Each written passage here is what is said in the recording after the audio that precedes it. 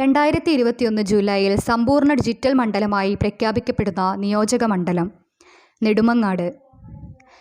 Television രംഗത്തിന് നൽകിയ സമഗ്ര സംഭാവനകൾ പരിഗണിച്ച് കേരള സർക്കാർ ആദ്യമായി ഏർപ്പെടുത്തിയ പരമോന്നത ദൃശ്യമാധ്യമ പുരസ്കാരമായ ടെലിവിഷൻ ലൈഫ് ടൈം അച്ചീവ്മെൻ്റ് അവാർഡിന് അർഹനായത് ശശികുമാർ.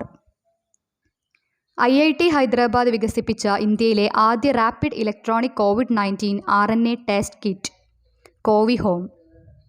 2021 മിസ് ഇന്ത്യ USA കിരീടം നേടിയത് ആര്? വൈദേഹി ഡോങ്റെ. 2021 ജൂലൈയിൽ വിയറ്റ്നാമിൻ്റെ പ്രധാനമന്ത്രിയായി വീണ്ടും തിരഞ്ഞെടുക്കപ്പെട്ടത് ഫാം മിൻ ചിഞ്ച്. 2021 ജൂലൈയിൽ കർണാടകയുടെ മുഖ്യമന്ത്രിയായി നിയമിതനായത് ബസവരാജ് ബൊമ്മെ. കുഞ്ഞുണ്ണി മാഷിൻ്റെ 51 കവിതകൾ 22 മിനിറ്റിനുള്ളിൽ ചൊല്ലി ഏഷ്യ ബുക്ക് ഓഫ് റെക്കോർഡ്സിൻ്റെ ഗ്രാൻഡ് മാസ്റ്റർ പദവി കരസ്ഥമാക്കിയ മലയാളിയായ വിദ്യാർത്ഥിനി തീർത്ഥ വിവേക്.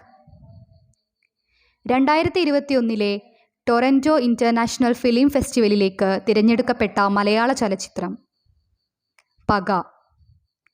2021 ജൂലൈയിൽ യുനെസ്കോയുടെ ലോക പൈതൃക പട്ടികയിൽ ഇടം നേടിയ ചരിത്ര സ്മാരകം ധോലവീര.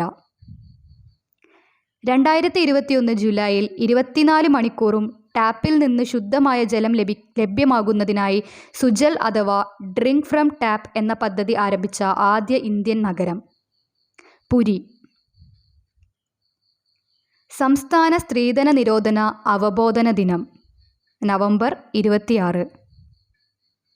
2021 ജൂലൈയിൽ കോഴി മാലിന്യത്തിൽ നിന്ന് ഉൽപ്പാദിപ്പിച്ച ബയോഡീസലിന് പേറ്റന്റ് നേടിയ പൂക്കോട് വെറ്റിനറി സർവകലാശാല ലൈവ് സ്റ്റോക്ക് വിഭാഗം associate professor doctor John Abraham.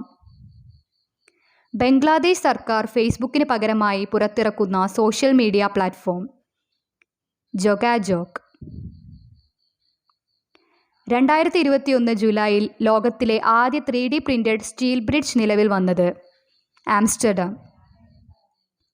2021 Tokyo ഒളിമ്പിക്സിൽ പങ്കെടുക്കുന്ന ഏറ്റവും പ്രായം കുറഞ്ഞ താരം ഹെൻറ്റ് സാസ.